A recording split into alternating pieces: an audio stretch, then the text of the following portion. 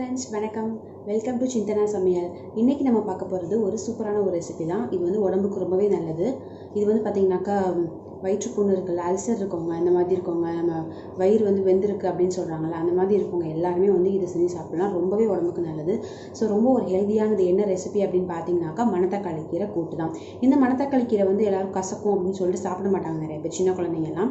So நம்ம இதை இந்த மாதிரி செஞ்சு கொடுக்கும்போது கண்டிப்பாக விரும்பி சாப்பிடுவாங்க. ஸோ வாங்க வீடியோக்குள்ளே போகலாம்.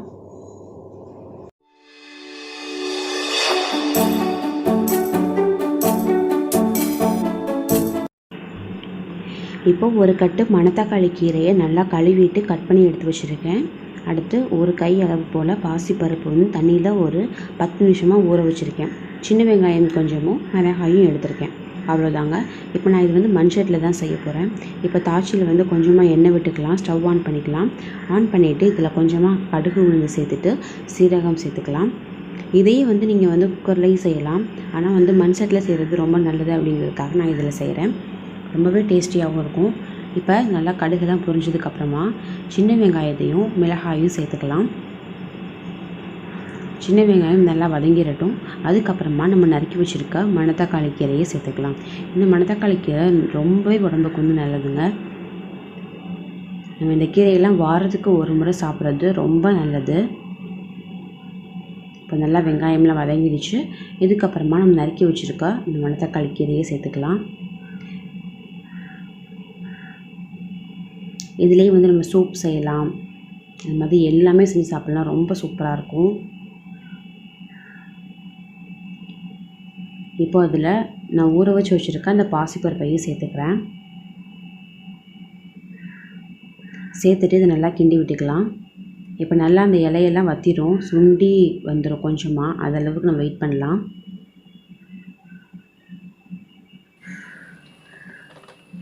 பாருங்கள், இப்போ நல்லா பாதி வந்து வெந்துருச்சு. நம்ம இந்த மாதிரி மண் சட்டியில் செய்யும்போது நம்ம அந்த கீரையோட முழு சத்தும் வந்து நமக்கு வந்து கிடைக்கும். இதை நம்ம குக்கரில் எப்படி செய்யும்போது அதில் பாதி வந்து போயிடும் அப்படின்னு சொல்லுவாங்க.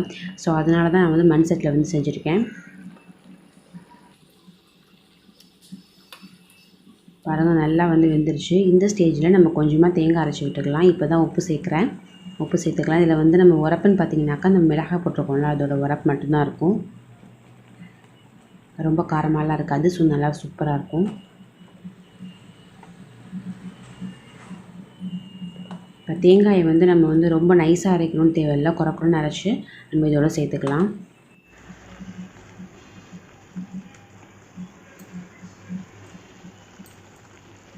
அவ்வளோதாங்க. ரொம்பவே சூப்பரான மணத்தக்காளி கூட்டு வந்து ரெடி ஆகிடுச்சு.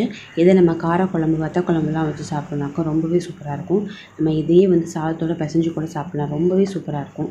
ரொம்ப ஹெல்த்தியான இதை செஞ்சு பாருங்கள். மறக்காமல் என்னோடய சேனலை சப்ஸ்கிரைப் பண்ணுங்கள். எப்படி இருந்தது அப்படிங்கிறதையும் கமெண்ட் பண்ணுங்கள். பிடிச்சிருக்கு அப்படின்னாக்கா லைக் கொடுங்க. நன்றி, வணக்கம்.